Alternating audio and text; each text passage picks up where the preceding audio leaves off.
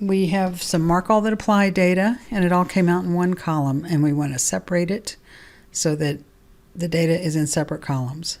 Here's the formula we're going to use, and I'll show you how it works. Equals, then if is number, and then search. So it's three functions working together. Where do you want me to search? Search in E1 and get a $ on the 1 so we can paste it down. And where do you want me to search? I want D2 is where you search and get a $ on the D so we can pull it across. And close both those, and now finish the if statement. Give me E1 if you find it. Give me what's in E1. Otherwise, give me nothing, and the quote will return nothing.